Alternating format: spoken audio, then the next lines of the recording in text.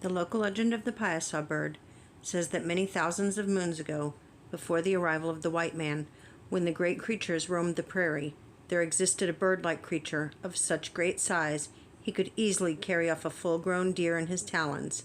His taste, however, was for human flesh. Hundreds of warriors attempted for years to destroy him, but without success. Whole villages were nearly depopulated, and fear spread throughout the Illini tribes. Owatoga, a chief whose fame as a warrior extended even beyond the Great Lakes, separated himself from the rest of his tribe, fasted in solitude for the space of a whole moon, and prayed to the Great Spirit, the Master of Life, that he would protect his children from the Piasa.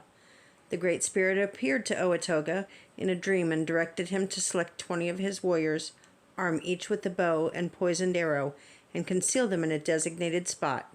When the chief awoke in the morning, he returned to his tribe and told them of his dream. The legend goes on to say that Owatoga offered himself as the victim, standing in open view of the bluff. A moment later, the Piasa rose into the air and darted upon the chief. Scarcely had he reached his victim when every bow was sprung and every arrow sent. The Piasa uttered a wild and fearful scream that resounded far over the opposite side of the river.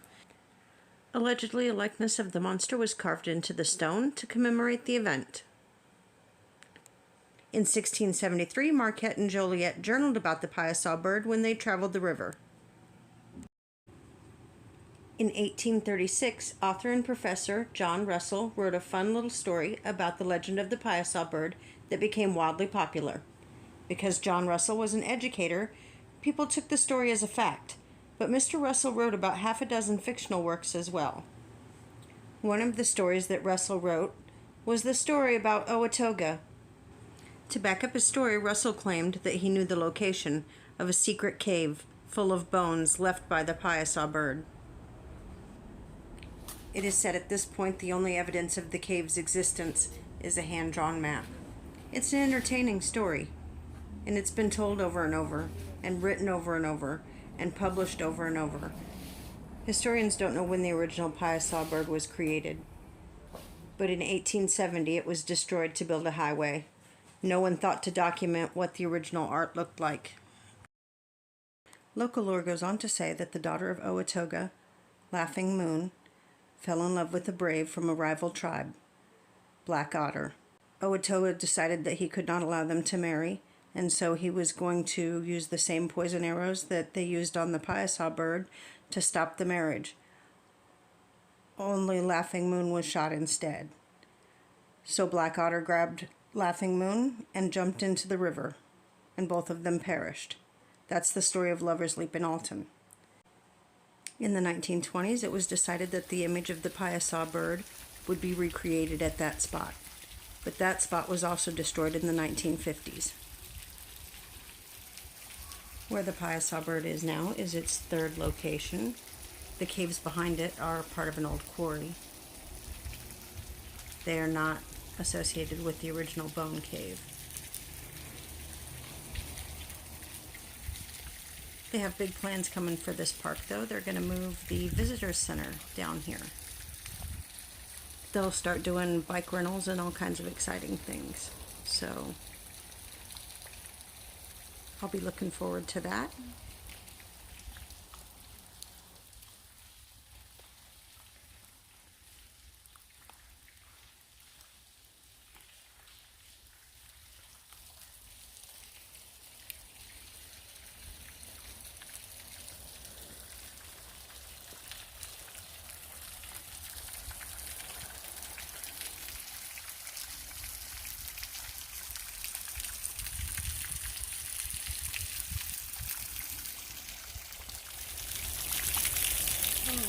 Yeah, you can just walk right through here.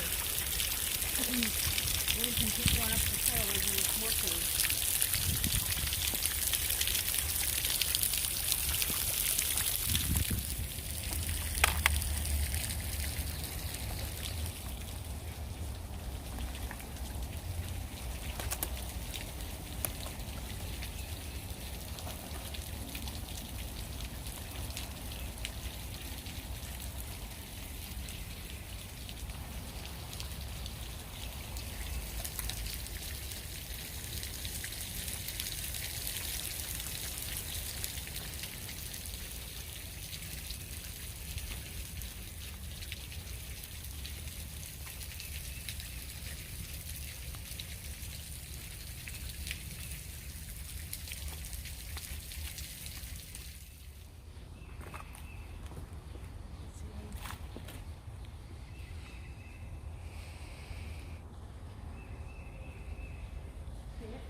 Mm-hmm.